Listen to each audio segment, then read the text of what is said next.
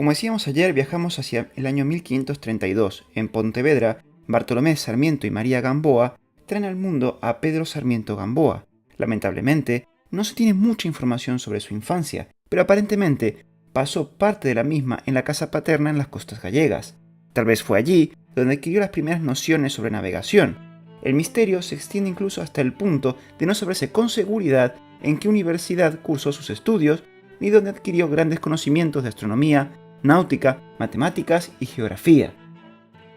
La siguiente pista que nos dejó Sarmiento fue a la edad de los 18 años, momento en que dejó la casa paterna para ingresar al servicio militar, peleando en diversas batallas, tras lo cual, en 1555, partió hacia el Nuevo Mundo llegando a México.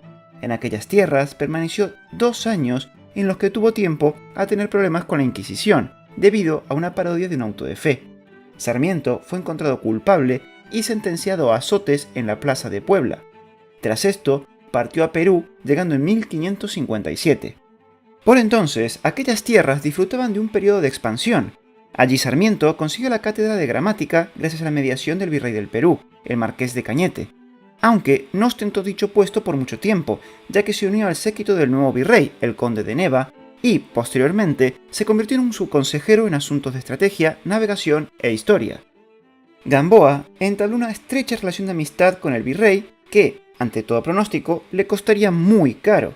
En 1564, Nieva fue hallado muerto en Lima y los rumores se extendieron como la pólvora. Todos apuntaban a Gamboa, acusándolo de haber predicho el peligro de salir de noche y, por tanto, de nigromante.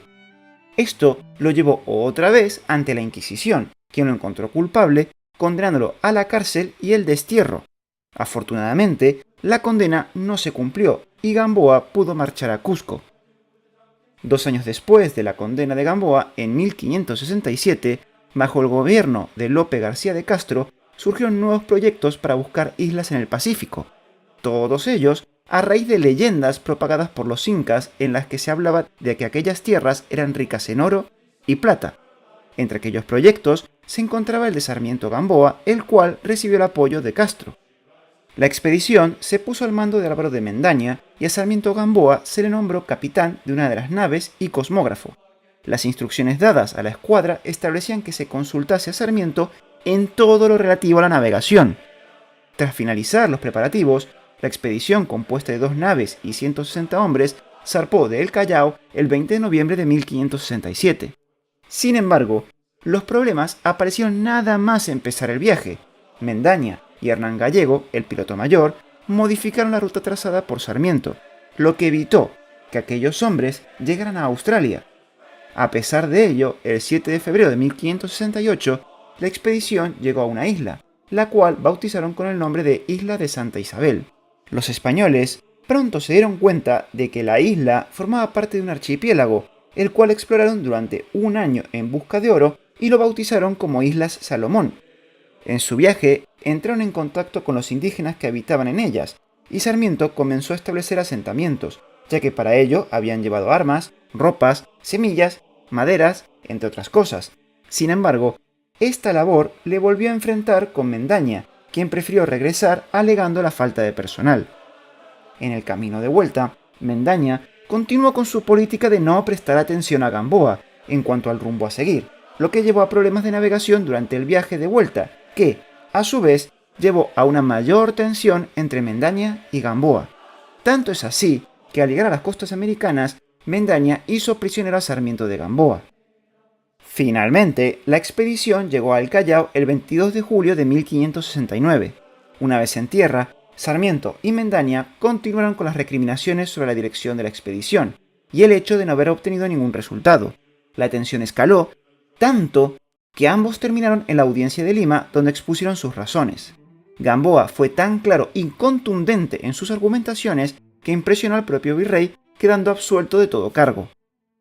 Por aquellos años, el nuevo virrey, Francisco de Toledo, buscaba consolidar el virreinato, para lo cual estaba organizando un grupo de gente que recorriera aquellas tierras y las estudiara. Sarmiento formó parte de esta expedición, encargado sobre todo de asuntos militares e históricos. Durante los viajes, Sarmiento realizó entrevistas a los indígenas y supervivientes españoles de las primeras conquistas. Fruto de este trabajo fue su obra Historias de los Incas. una obra dividida en 3 partes. La primera consiste en una descripción geográfica del territorio, la segunda, la historia de los incas, y la tercera, el descubrimiento y conquista por los españoles hasta el año 1572. La gran virtud de esta obra es que es una de las mejores documentadas sobre los incas y la historia antigua de Perú. El trabajo le sirvió al virrey para centralizar los aspectos esenciales de la administración general del virreinato y establecer las bases de lo que sería el sistema virreinal en el Perú. 5 años más tarde, España e Inglaterra andaban de tortas. En aquel conflicto, Isabel I de Inglaterra encargó al corsario Francis Drake atacar la costa americana del Pacífico. Drake recaló a finales de agosto de 1578 en el estrecho de Magallanes tras haber perdido todos sus barcos excepto el Pelican, al que rebautizó como Golden Hind. Las acciones de Drake por aquellas aguas llegaron a oídos del virrey Francisco Álvarez de Toledo, quien equipó 2 naves y las puso bajo el mando de Sarmiento con la orden de capturar al corsario de la pérfida Albión, pero no logró alcanzarlo. Tras el paso del corsario, el virrey se dio cuenta de que debían controlar el estrecho de Magallanes para evitar incursiones. Por ello, encargó a Sarmiento que reconociera la zona para establecer fortificaciones. Nuestro protagonista zarpó con 2 barcos en octubre de 1579. Durante toda la operación mostró sus virtudes como piloto, cosmógrafo y científico. Sarmiento tardó 30 días en llegar al estrecho de Magallanes, pero solo lo pudo atravesar con uno de los buques, el navío Nuestra Señora de la Esperanza, donde iba Sarmiento. El otro navío se vio obligado a volver por los fuertes temporales. Nuestro protagonista recorrió el estrecho siendo el primero que lo navegó de poniente a levante. Durante su paso, reconoció las costas dando nombres a todos los puertos, ensenadas, arrecifes y puntos importantes durante su navegación, situándolos geográficamente con unos cálculos muy exactos, además de describir la fauna y flora de aquella zona. Vamos, no hizo casi nada. Ya en el Atlántico puso rumbo a España, pero su trabajo estaba lejos de terminar. Cuando estaba cerca de las islas de Cabo Verde, tuvo que combatir contra un corsario francés al cual obligó a retirarse. Una vez en las islas, envió un patache para informar al virrey del Perú sobre lo descubierto en el estrecho de Magallanes. Mientras tanto, Sarmiento reemprendió el viaje hacia la península, llegando en agosto de 1580. Una vez en tierra, se dirigió a Badajoz para encontrarse con el rey con la intención de informarle de lo ocurrido. Nuestro protagonista consiguió reunirse con Felipe II en septiembre. Durante la reunión, le mostró los descubrimientos realizados y convenció al monarca de que había que poblar y fortificar el estrecho de Magallanes con el objetivo de cerrarlo a los enemigos. La propuesta de Sarmiento fue estudiada y debatida por el duque de Alba y el marqués de Santa Cruz para, finalmente, ser aprobada por el Consejo de Indias. El proyecto era poblar y fortificar los márgenes norte y sur del estrecho en su parte más angosta. Rápidamente se organizó la expedición, nombrando a Diego Flores Valdés capitán general de la Armada del Estrecho y a Sarmiento Gamboa gobernador y capitán general de las poblaciones que se fundaran en el estrecho. La tensión entre Sarmiento y Valdés apareció incluso antes de zarpar. Al aproximarse el otoño de 1581, Sarmiento opinaba que era mala época para iniciar la expedición, pero se impuso el criterio de Valdés, zarpando de Sanlúcar a finales de 1581 los 23 barcos con 3.000 personas. Sin embargo, los temporales le dieron la razón a Sarmiento, ya que aquellos barcos se encontraron en medio de una gran tormenta que hundió 5 naves, muriendo 800 hombres, mientras el resto se vio obligado a volver a puerto. Finalmente, volvieron a zarpar el 9 de diciembre de 1581, pero esta vez 16 navíos que pusieron rumbo a Río de Janeiro, recalando en Cabo Verde, donde permanecieron hasta el 2 de febrero de 1582.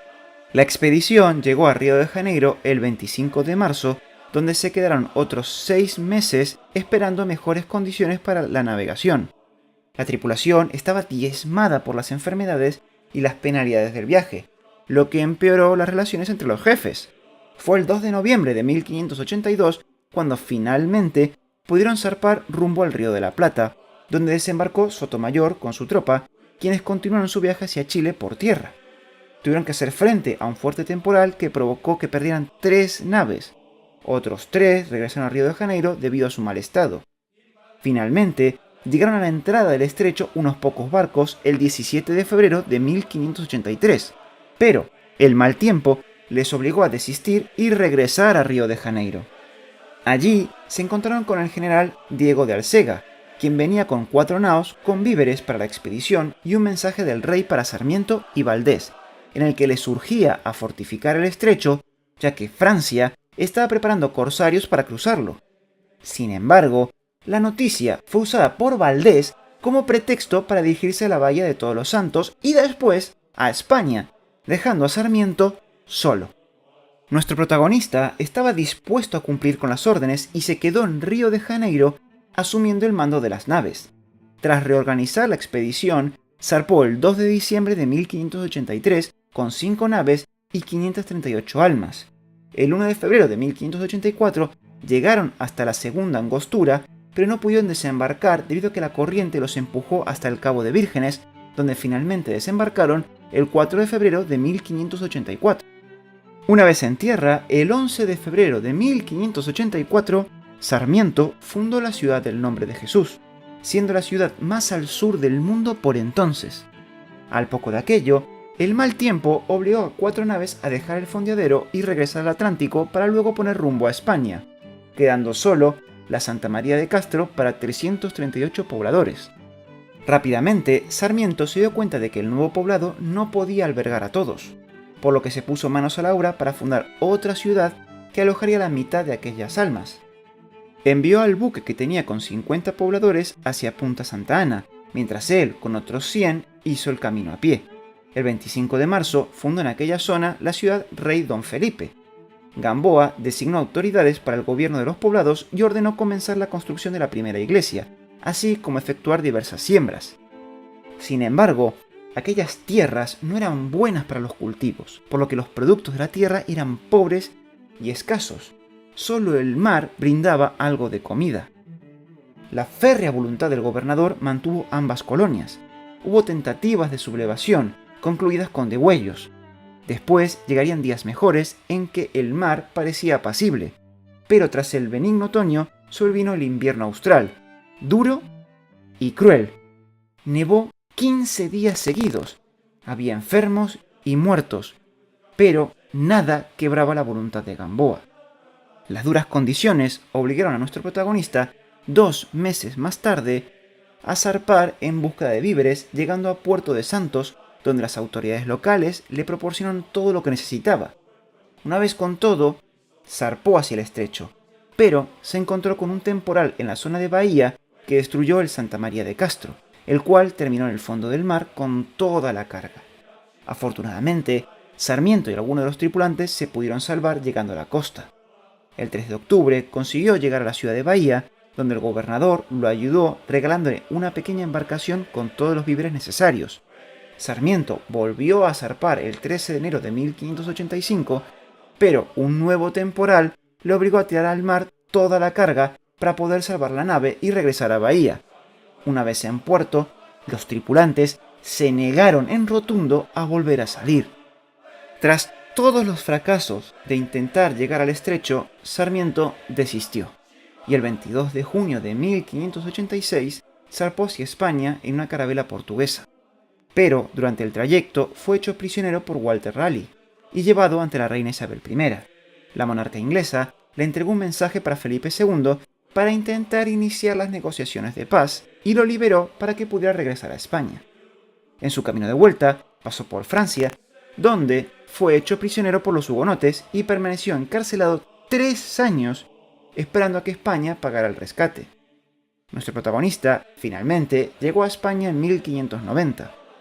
En todo este tiempo, Sarmiento no olvidó los asentamientos del Estrecho de Magallanes y la suerte de aquella gente, cuyo destino fue terrible, muriendo todos menos 2, quienes fueron recogidos por barcos ingleses. A su llegada a España, Sarmiento continuó pidiendo socorro para la gente del Estrecho, pero Felipe II ya había decidido desentenderse de ese problema. Como una forma de compensar los servicios y desvelos con la corona, en 1591, Sarmiento fue nombrado almirante de una de las armadas encargadas de proteger las naves de la flota de Indias. Al mando de aquellas fuerzas, zarpó de Cádiz en mayo de 1592, pero cerca de Lisboa cayó enfermo y fue llevado a tierra, donde murió el 17 de junio de 1592. A pesar de los obstáculos que debió superar a lo largo de toda su vida, el legado de Sarmiento es importante. Sus descripciones del Golfo de la Trinidad y el Estrecho de la Madre de Dios, las recomendaciones para la navegación de los canales patagónicos y del Estrecho de Magallanes, recibieron la admiración por hidrógrafos modernos y fueron utilizadas por estos para trazar las cartas definitivas. Como cartógrafo, señaló la situación de Australia, a la que llamó la Tierra Grande del Sur, y tampoco se equivocó al determinar las corrientes del Pacífico Austral.